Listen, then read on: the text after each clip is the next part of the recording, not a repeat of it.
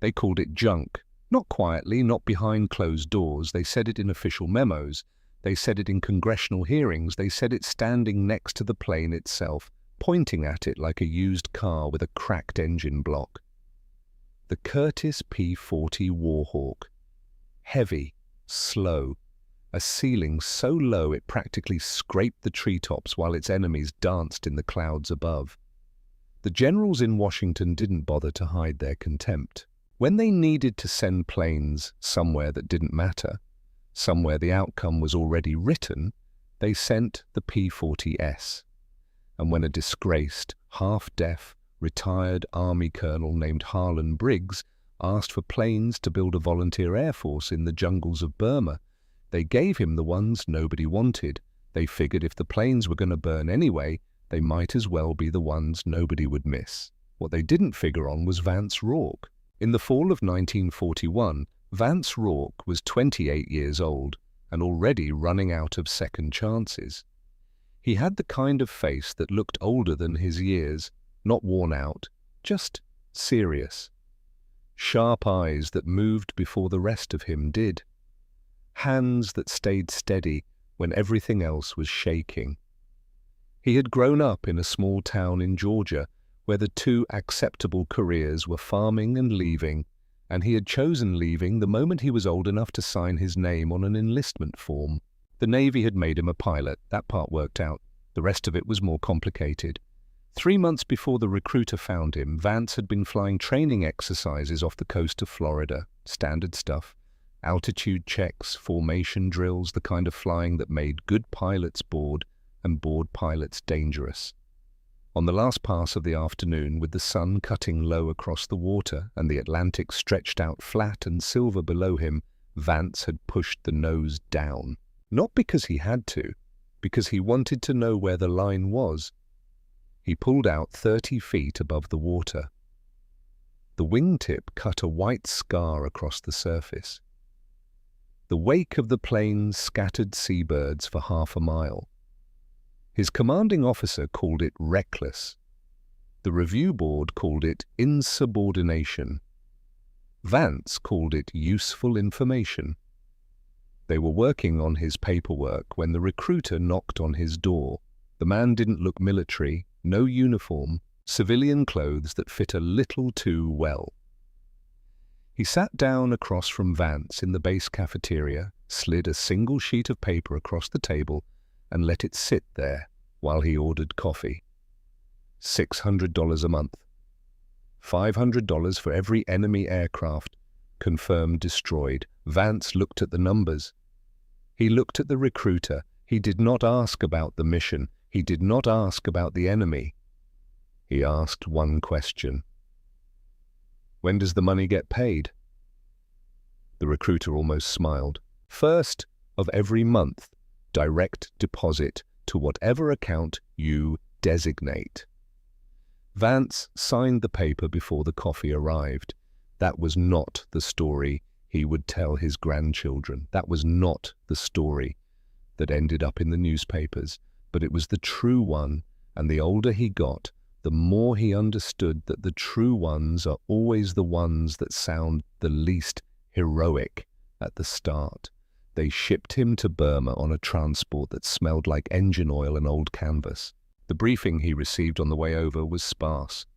Volunteer unit, air support for Chinese and British forces, operating out of a base called Toungoo in the jungle south of Mandalay. Fly the P-40, follow orders, don't die.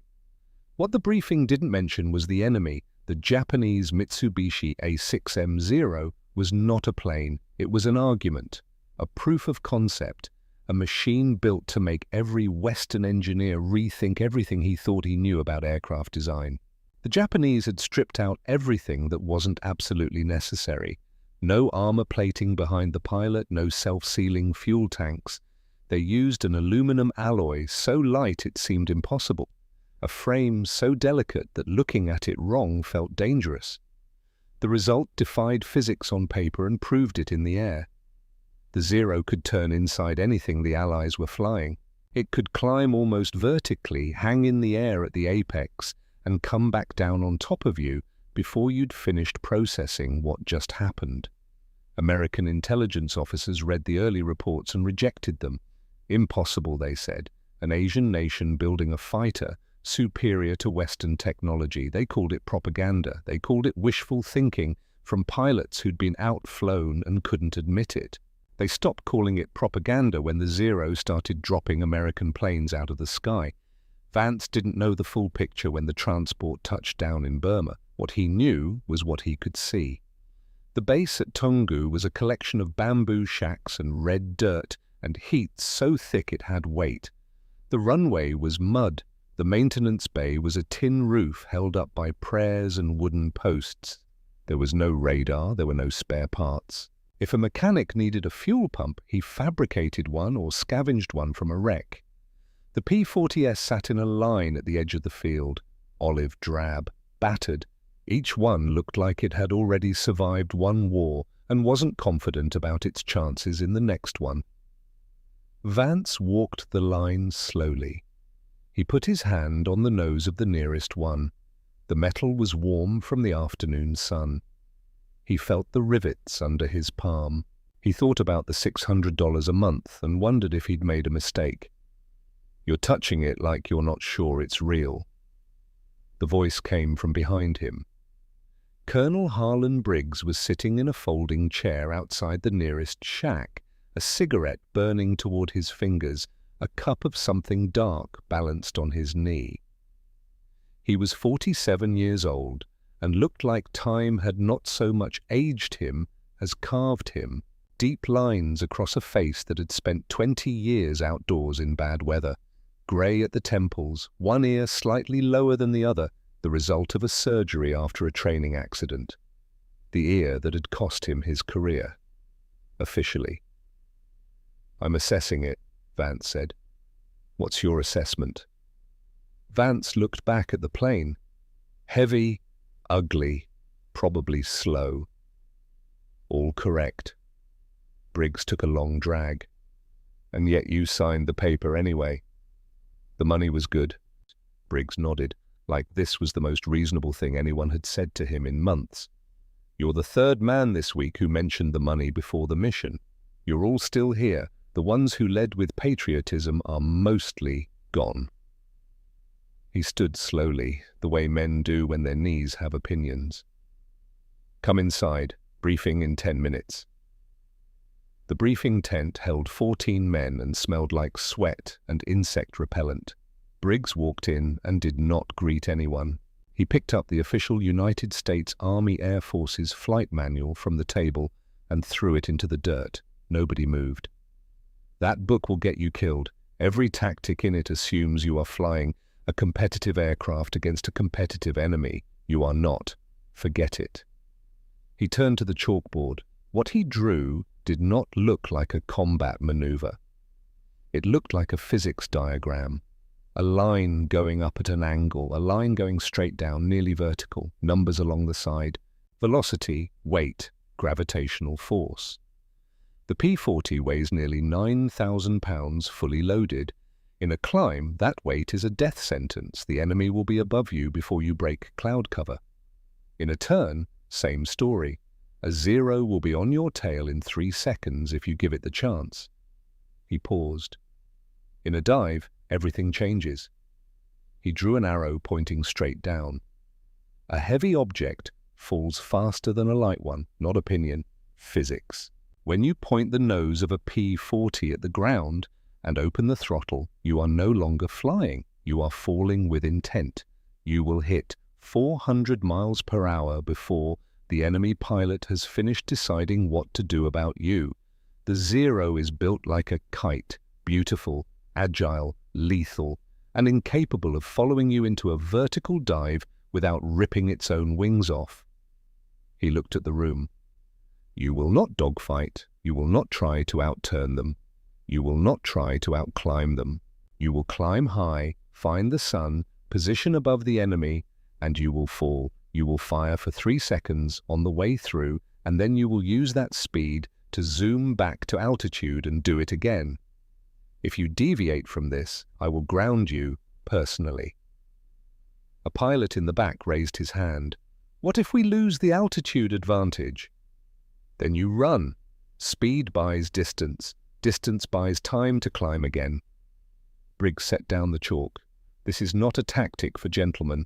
You grew up reading about knights of the air, one-on-one duels at 10,000 feet. Those men are dead. Learn from their example. Vance sat in the second row and said nothing. He was watching Briggs the way he had watched the ocean before that dive in Florida, looking for the line, trying to understand where this man's certainty came from. He found out that evening Harlan Briggs had spent a decade trying to tell the United States Army that fighters could stop bombers, not slow them down, but stop them with the right tactics and the right understanding of energy and angles. He had written papers, presented data, sat in rooms full of men with more stars on their shoulders, and explained the math with the patience of someone who genuinely believed correct information would change minds. It hadn't. In 1937, they forced him to retire. The official reason was his hearing. Everyone involved knew the real reason was that he made the generals feel stupid, and generals have never responded well to that particular sensation. He had come to Burma because it was the only place that would have him. Here, in the red dirt at the end of the earth, nobody cared about his hearing. They cared about staying alive. It was a week after the briefing when the shark mouths appeared. Nobody ordered them, nobody planned them. And a pilot named Garrett Lund, 26 years old, from a small town outside Lubbock, Texas, with the kind of calm that looked like carelessness until you watched him shoot, had found a magazine with a picture of a P-40 in North Africa. British squadron, desert camouflage. On the nose of each plane, painted in white and red, a set of jagged teeth grinning out from either side of the air intake.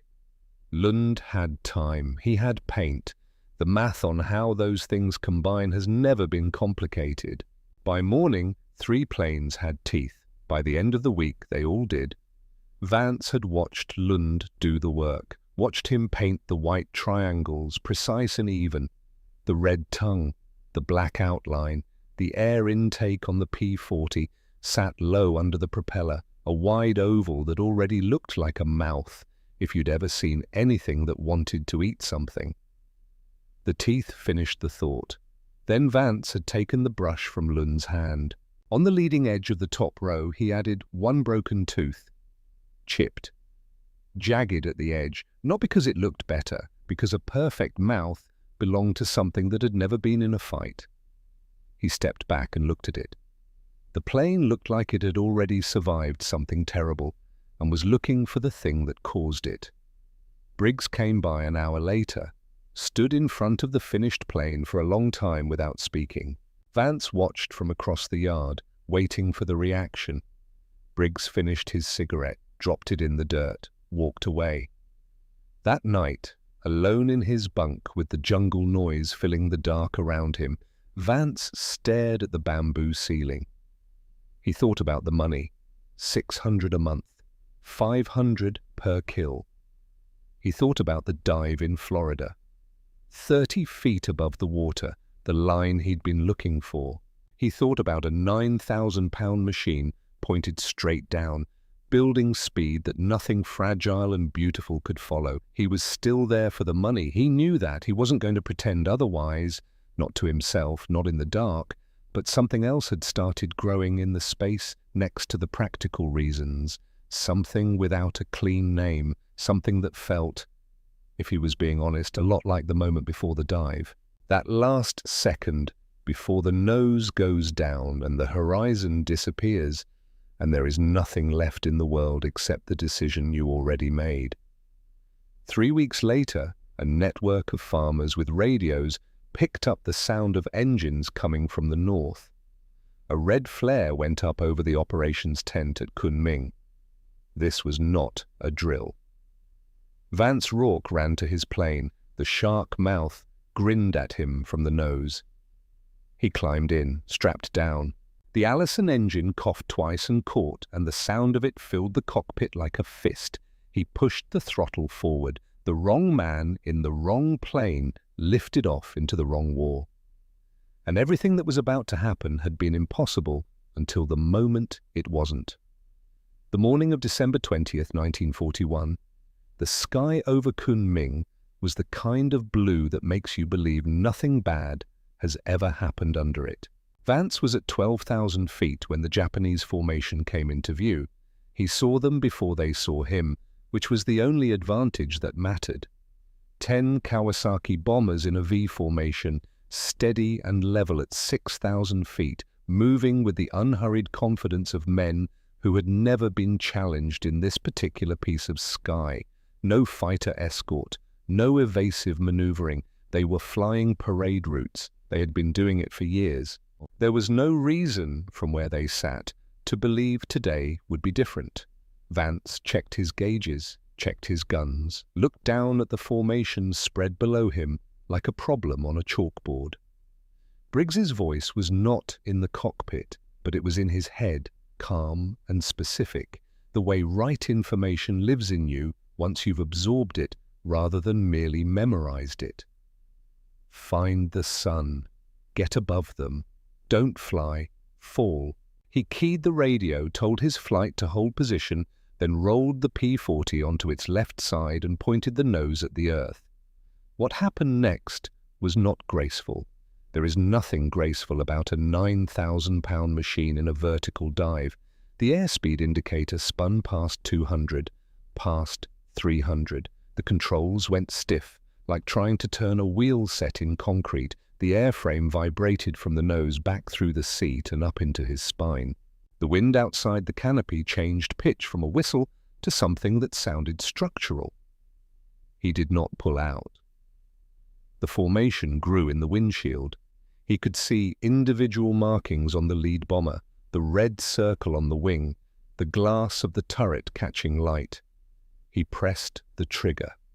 The 6 50 caliber machine guns made a sound that Vance would spend the rest of his life being unable to accurately describe to anyone who hadn't heard it. Not a rattle, not a stutter.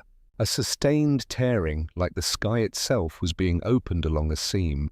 He kept his eyes open this time for exactly 1 second. When he pulled through and looked back, the lead bomber was falling away from the formation, trailing a rope of black smoke that thickened as he watched. The V formation was already breaking apart, planes sliding in different directions, the disciplined geometry dissolving into individual panic. His flight came through behind him, 2 more bombers catching fire in the first pass, and then they were through and climbing, using the speed built in the dive to rocket back up toward altitude, away from the gunners, up into the blue where nothing could follow. Vance leveled out at 10,000 feet. His hands were shaking, not from fear, or not only from fear, from something that had no clean category. The physical residue of doing a thing you'd been building toward without knowing you were building toward it. His mouth tasted like metal. The cockpit smelled like cordite. Below, 3 columns of black smoke were rising from the fields south of the city. He had expected to feel something larger, some signal that the abstract physics diagram on a chalkboard had translated correctly into the actual world. What he felt instead was his own pulse in his fingertips, and the specific narrow understanding that the man in that lead bomber had not known Vance Rourke existed until the last 2 seconds of his life. He climbed, he reset, he dove again. By the time the last Japanese bomber turned back, 7 of the 10 had been shot down or were going down. The city was intact. The airfield was intact. Garrett Lund landed 2 minutes after Vance, climbed out and walked directly to the debrief without saying a word to anyone. Vance found out in the mission log that Lund had personally accounted for 3 confirmed kills on the day. His approach angle in the final pass had been so precise that the Japanese gunner never had a targeting solution. Lund mentioned it the way he mentioned the weather. As a fact, not a story. That was his particular quality. He accumulated evidence quietly and let other people do the accounting. Briggs was standing by the operations tent when Vance walked over. He had a cigarette and a clipboard and the expression of a man checking figures rather than celebrating them. 3 confirmed for you, Briggs said without looking up. 7 flight total. Vance waited for something more. Briggs looked up. Same approach angle will not work twice. They'll adjust their formation spacing. He went back inside. That night, Vance sat outside his shack and understood something about Harlan Briggs he hadn't before.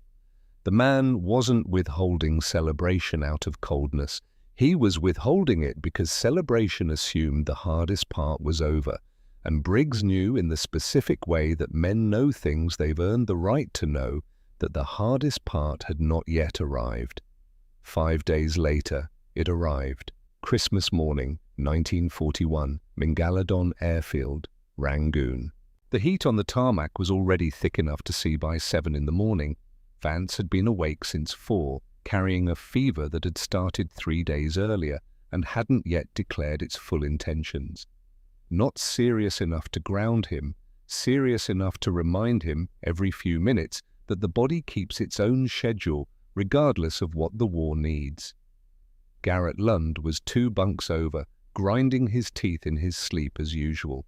Colt Hargrove, 29 years old, built like someone had designed him specifically to occupy space aggressively, was already in the mess before the sun was fully up, eating rice from a tin cup, checking his watch every 2 minutes as if the act would compress the waiting. The intelligence report had come in the night before. 60 bombers, 30 fighter escorts, the largest formation anyone had seen since the raids began. The Japanese had decided they were done being embarrassed. The air raid siren went at 8:43. Vance was at his plane before the siren finished its first cycle. Sergeant Dex Pruitt was already there. Pruitt was 34 years old, built for the specific purpose of keeping aircraft alive in conditions designed to kill them. He had grown up maintaining farm equipment in Oklahoma, which turned out to be near-perfect preparation for military aircraft with no spare parts and a supply chain that existed more in theory than in practice. Pruitt ran his hand along the wing route as Vance climbed in. He didn't say anything. The gesture was the same one a man uses when he's done everything he can and is handing the result over to someone else's keeping. The Allison engine caught on the first try. Vance taxied out. The runway was already trembling faintly from the vibration of approaching aircraft, not the planes on the ground, but the ones in the distance. There were enough of them that their engines carried through the earth itself. He pushed the throttle to the wall. At 18,000 feet, the cold came through the unheated cockpit and the fever became irrelevant by comparison. Vance looked east and saw the Japanese formation stretched across the horizon from edge to edge. 60 bombers in the center, heavy with ordnance, steady and level. Around them, above them, buzzing in tight arcs were the Zeros and Nakajima Oscars. The fighter pilots had seen the P-40 climbing. They had broken formation to engage. They were expecting a dogfight. The Flying Tigers did not give them one. Vance led the flight directly at the oncoming fighters, nose to nose, a combined closing speed above 700 miles an hour. The Japanese pilots had trained for every engagement scenario in the manual. This one was not in the manual. You do not fly into the enemy's face. It is not tactical. It is not rational. It is the kind of thing that happens when someone has stopped thinking about survival and started thinking only about the next 3 seconds. At 200 yards, Vance fired. The Japanese fighter in front of him had already committed to a bank, trusting its legendary agility. Vance didn't follow the bank. He held the trigger and flew through the space the fighter was moving toward. The P-40 had 3 things the Zero lacked: armor plating behind the pilot's seat, self-sealing fuel tanks, and a frame built to survive being wrong. When the Japanese rounds hit the P-40's skin, they sparked off the armor or punched small holes in aluminum. When Vance's 50 calibers hit the Zero, they did not make holes. They made decisions. The wing root on the Japanese fighter came apart. Not a break, but a separation, the kind that happens when something fundamental changes. Vance did not watch it fall. He was already shoving the stick forward, pointing the nose down, building speed. A Zero tried to follow. He felt it in the tracers that flashed past his canopy. He pushed the dive harder. Airspeed hit 350, 400. The Zero behind him began to shake, its light frame hitting the wall of air resistance that physics had set specifically for aircraft not designed to fall. The Zero pulled out. Vance kept going. At the bottom of the dive, he used the accumulated speed to zoom back up, the P-40 climbing on momentum alone, and at the top of the zoom he was already looking for the next target. It was during the third pass that Colt Hargrove disappeared from the radio. Not went silent. Disappeared. One moment a voice, the next moment the specific quality of empty air where a voice used to be. Vance called twice. Got nothing. He assumed the worst for 40 seconds. Then he saw it. Hargrove's P-40 was 1,500 feet below the main engagement. Separated, low and slow. Exactly the position Briggs had described as a death sentence. Two Japanese bombers were passing 500 feet above him, their gunners tracking something in the opposite direction. Hargrove had no altitude, no speed, no angle for the boom and zoom, no option that existed in any manual any Air Force had ever produced. What he had was a specific kind of refusal. He rolled inverted and came up from beneath the lead bomber at an angle the turret gunner could not physically rotate to cover.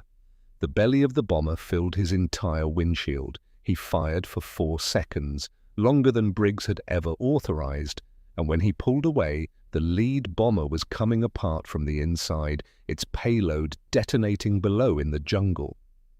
He did it again to the second one, then a third. He landed with his ammunition counters reading 0 and his fuel gauge touching the red line. Climbed out and sat on the wing and did not move for 3 full minutes. When Vance walked over, Hargrove looked up with the expression of a man who has done something he cannot fully account for. "Briggs is going to ground me," he said. Vance looked at the smoke rising over the tree line. "Probably."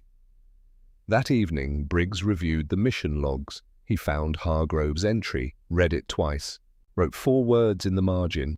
3, confirmed. No action. He closed the log. After the debrief, Vance found Pruitt in the maintenance bay. It was past midnight. 2 work lights. The plane in front of Pruitt was not so much an aircraft as the suggestion of one. He had pulled sections from a P-40 that had come down in the jungle 2 weeks earlier, a plane stripped to components after impact, and was grafting those sections onto a fuselage that had taken 31 hits over Rangoon and come back because the pilot was stubborn. And Pruitt had previously made structural repairs that existed nowhere in any specification document. Vance stood in the entrance and watched him work. The fever had broken sometime during the Rangoon engagement. He'd noticed it between the second and third pass. The sweating that went cold and then simply stopped, the way fevers sometimes resolve themselves when the body decides it has more urgent work. He hadn't mentioned it to anyone. It didn't seem relevant against everything else. He put a cigarette on the edge of Pruitt's workbench, didn't say anything. Pruitt didn't look up. His hands kept moving. Vance stood there for another moment, looking at the Frankenstein machine taking shape in the work light, held together by knowledge that had no manual and patience that had no bottom, and then walked back out into the night air. For the first time in 3 weeks, he slept without waking. The next morning, Briggs laid the operational map across the table between them. He pointed to the Japanese numbers, replacement aircraft already moving into position, factories running 3 shifts. Then he pointed to the Flying Tiger's numbers, 14 pilots gone, P-40S increasingly held together by Pruitt's ingenuity and a quality of mechanical faith that had no name in any technical document. 296 Japanese aircraft destroyed, a number Washington had officially categorized as exaggerated, a number the generals with clean uniforms and polished desks had looked at and decided could not be correct because it came from men who didn't belong to the right institution. "They can replace what we're taking," Briggs said, "not with emotion, as a fact, with the same weight whether you liked it or not. We cannot replace what we're losing. Vance looked at the map for a long time. So what are we doing? He asked. Outside, someone was running an engine through its checks, the Allison's rhythm rising and falling. Holding the door, Briggs said, long enough for something better to get here. That's the mission. It has always been the mission. He rolled up the map. It wasn't in the original briefing because men who know they're holding a door and not winning a war have a tendency to stop holding it. Vance walked out into the afternoon heat. The P-40S sat on the flight line, patched and painted, shark mouths facing whatever came next. His plane was second from the left. He could see the chipped tooth he'd painted himself there. That deliberately broken edge, still there, still holding its meaning. The door was still standing. Someone had to keep holding it. There is a particular kind of exhaustion that has nothing to do with sleep. Vance understood this by March of 1942. He had slept. Not well, not enough, but he had slept. He had eaten. He had flown. He had come back. He had done it again the next day, and the day after that, week after week, through the dry season and into the rains, through mornings when the Allison caught on the first try, and mornings when Pruitt had to reason with it using methods that occupied a space between mechanical knowledge and negotiation. He had done all of it, and he was still standing. But something had changed in the weight of things, not broken, just different. The way a piece of metal changes after it's been stressed past a certain point, still functional, still holding, but carrying the memory of the load in every fiber. The numbers were real, he knew because he had been there for most of them. 296 Japanese aircraft destroyed, 14 pilots lost in combat. A kill ratio that the statisticians in Washington had looked at and decided was mathematically impossible, which told you everything you needed to know about the statisticians in Washington and nothing useful about the war. By late spring, the P-40S were no longer aircraft in any orthodox sense. They were accumulations of decisions, Pruitt's decisions, made at midnight with inadequate tools. Wing sections from 3 different planes. Engine components cannibalized from wrecks dragged back from the jungle by men who understood that every recoverable part was another day of life for a plane still flying. What sat on the flight line was not what had arrived from the factory. It was what the war had made of what the factory sent. The letter from Washington arrived on a Tuesday. Briggs read it alone in his tent. When he came out, his face was the same as always. That carved surface that gave nothing away unless you had been watching long enough to know what nothing looked like on it. Vance had been watching long enough. He followed Briggs to the operations tent without being asked. The language was bureaucratic and therefore precise in its imprecision. The American volunteer group would be disbanded, absorbed. Effective July 4, 1942, the Flying Tigers would cease to exist as an independent unit. The men would be offered commissions in the Army Air Forces under standard military structure and standard military regulation. Vance read it twice. "They're giving us the 4th of July, he said. The date was not an accident, Briggs said. He lit a cigarette. Someone in an office thought that was clever. The Army Air Forces advance team arrived 2 weeks before the official transfer date. 4 officers, uniforms pressed despite the climate, boots polished, insignia correctly positioned. They moved through the base with the careful attention of men conducting an inspection they had been tasked to fail. The senior officer was Major Aldrich. He had a notepad, and the manner of a man who believed the notepad was the more important of the 2 assets he'd brought to Burma.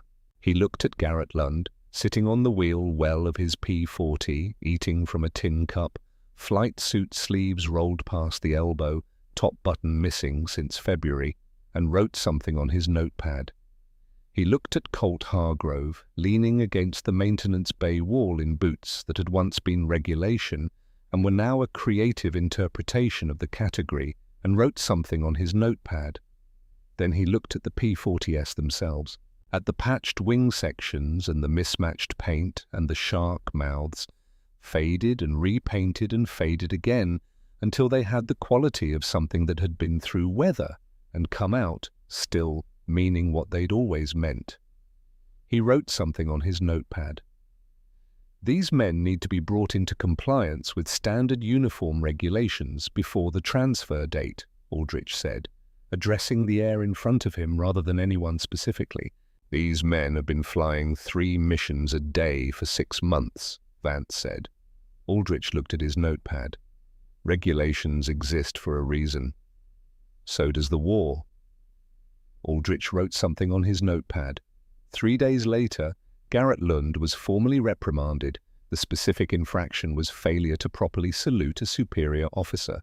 The superior officer had arrived with Aldrich's team and had, to Vance's knowledge, never been closer to actual combat than the classified briefings he'd attended in Honolulu. Lund, who had flown 41 combat missions and destroyed 15 confirmed Japanese aircraft across 6 months of fighting, had walked past this officer without saluting because he was carrying an engine component in both hands and thinking about something that mattered.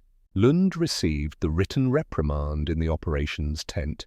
He read it, folded it carefully in thirds, set it on the table, then he removed his flight wings from his chest and placed them next to the folded paper. He walked out of the tent and did not come back. Vance found him that evening sitting outside the shack, looking at the flight line in the long light of the afternoon. "I'm not signing the commission papers," Lund said. "I know. 15 planes, Vance. I know." They sat for a while without talking. In the maintenance bay, Pruitt was working on something, the sound of his tools carrying across the heat in a steady, patient rhythm. The same rhythm it had been since the beginning. "Where will you go?" Vance asked. Lund thought about it. "Transport. Flying the hump over the Himalayas. They need pilots for those runs." He paused.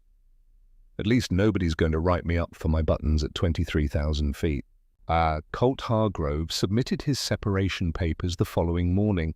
Vance submitted his that same afternoon. He did not do it in anger. He was clear with himself about that, sitting at the small table in Briggs's tent, with the form in front of him.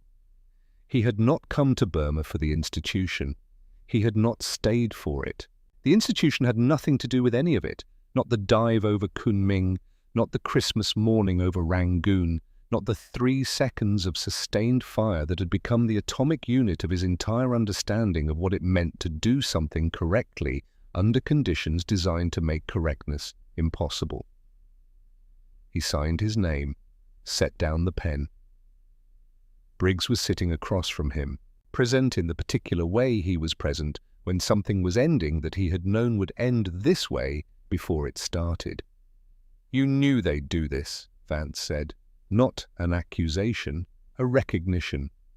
"I knew the institution," Briggs said. "It protects itself. It absorbs what it needs and rejects what it cannot categorize. What you men did here cannot be categorized, so the institution does what institutions do." "And you?" Briggs was quiet for a moment. Outside, a plane ran through its engine check, the Allison's rhythm rising and falling in the heat. "I have been here before," he said. "Different address. Same paperwork." Vance looked at the man across the table, 47 years old, deaf in one ear, a face that had absorbed 20 years of being right in rooms full of people who found that intolerable. He had built a victory out of mathematics and physics and a collection of men who had signed up for the money and stayed for something that didn't have a clean name. "They're going to use what you built," Vance said. "The tactics, all of it." "Yes," without saying where it came from. Briggs picked up his cigarette. "The boom and zoom will save American lives in the Pacific for the next 3 years. The pilots who use it will never know who drew it on a chalkboard in a tent in Burma." He exhaled slowly. "That's acceptable to me." Vance wasn't sure it was acceptable to him. But he understood that Briggs had arrived at that position through a longer road than Vance had yet travelled, and the view from the end of that road was genuinely different from the view at the beginning of it.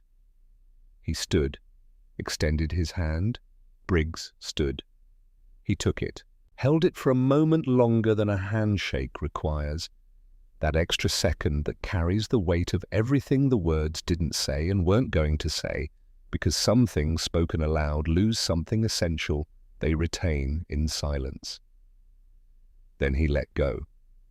The last morning, Vance walked the flight line alone. The P-40S stood in a row in the early light, their shark mouths facing east into the sunrise.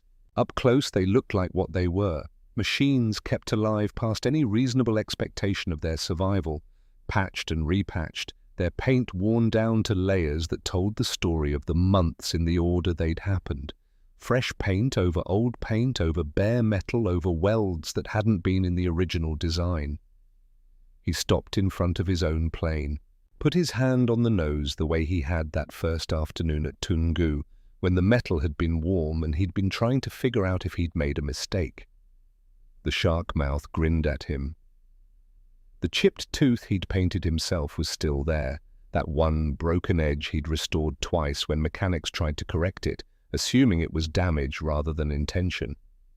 He had never explained it to anyone. He didn't need to. Some things say what they mean without translation. He stood there for a long time, hand on the warm metal, listening to the jungle come alive in the morning. He had come here for the money. He was leaving with neither the money nor the institution, because the separation terms were what they were, and he had no interest in negotiating with people who thought Garrett Lund's buttons were a relevant subject in the context of a war. But he was leaving with something else that had no line item, no category, no column in any ledger he had ever been shown. Something that had grown in the space between the practical reasons over the months of falling and fighting and coming back. Something that had been built out of red dirt and bamboo shacks, and Pruitt's midnight repairs and Briggs's chalkboard diagrams, and the specific, unrepeatable experience of pointing a 9,000-pound machine at the earth and trusting the physics to hold. In the fall of 1943, Vance Rourke was sitting in a bar in San Francisco when he read about the new doctrine. A newspaper left on the stool beside him by someone who'd finished with it. He almost didn't pick it up. Then he saw the headline, Pacific Air Operations, updated tactical guidelines for fighter engagements against Japanese aircraft. He read it slowly. It was all there. Altitude advantage, diving attack. Avoid sustained turning engagements with lighter Japanese fighters. Use speed and weight as primary tactical assets. The language was clean, official, scrubbed of any personality, but the idea was the same idea that Harlan Briggs had drawn on a chalkboard in a tent in Burma 2 years earlier.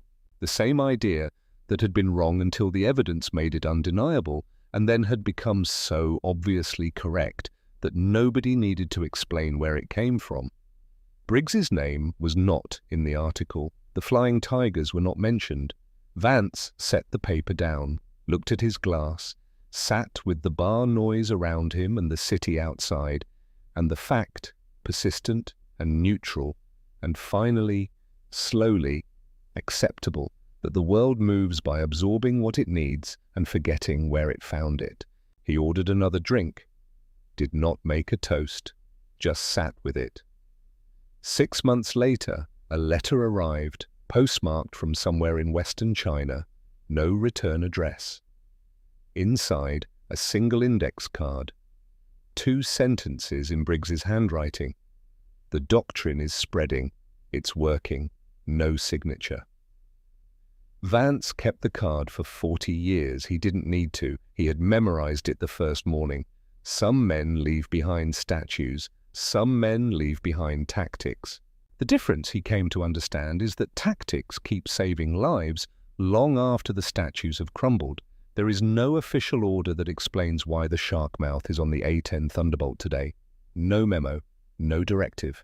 No general who stood up in a briefing room and declared that the nose art of the Flying Tigers would be carried forward by the aircraft that most resembled them in spirit, slow, heavy, ugly, built to absorb punishment and deliver it in concentrated bursts to things that had underestimated it. It spread the way true things spread, pilot to pilot, squadron to squadron. Someone painted it once because it felt right. Someone else saw it and understood immediately why it felt right and painted it on their own plane. The chain of transmission was never documented because documentation wasn't the point. The point was what it said. The pilots who fly the Warthog today, low and slow over the worst terrain the modern battlefield produces, doing the dirty, necessary work that keeps other people alive, bringing their crew home in planes that look like they've been through a war because they have. Those pilots understand something that cannot be fully expressed in a training manual. They understand that the machine does not have to be beautiful. It has to be there. It has to hold. It has to come back. The shark mouth says, "We know what we are. We know what they think of us. We have read the memos where they called us obsolete. We are still here." Vance Rourke lived to be 81 years old. He did not talk about Burma often. Not because the memory was painful, though parts of it were, because the things that mattered most about it were the things hardest to carry through language without losing something essential in the translation. Some experiences are built for living, not for telling. But in the last years, when his granddaughter would ask, she was 12 and relentless in the way that 12-year-olds who have decided they want to know something are relentless. He would sometimes try. He would tell her about the weight of the plane, about what it felt like to point the nose at the ground and trust that the physics would hold, about a man named Harlan Briggs who was deaf in one ear and right about everything that mattered and paid for that combination his entire career, about a kid named Garrett Lund who never once mentioned his own kill count and put his wings on a table without a word when the institution asked him to become something smaller than what he was. He would tell her about a chipped tooth on a shark mouth that he repainted twice because he wanted the thing to look like it had survived something. Because the machines that last are never the perfect ones. They're the ones that have already been through the fire and are still flying. And when she asked, because she always asked, what was the most important thing, the one thing, what was it that he wanted her to carry away from all of it, he would be quiet for a moment. Then he would say, "They called the plane junk. They were right. It was slow and it was heavy and it flew like a brick and shook like a washing machine. And nobody in Washington wanted to put their name on it. But that plane held the line when the line needed holding. It bought the time that the war needed to turn. Not because it was the best weapon in the sky. Because the men inside it stopped trying to be something they weren't and figured out how to be exactly what they were, completely, without apology, pointed straight down at 400 miles an hour. That's the whole thing. You don't have to be the best. You have to know what you're built for, and then you fall toward it with everything you have, and you don't pull out until the job is done. His granddaughter would write it down in her notebook because she was 12 and relentless and had already decided this was the kind of thing worth keeping. Outside, somewhere, the shark mouths were still flying. They had never stopped.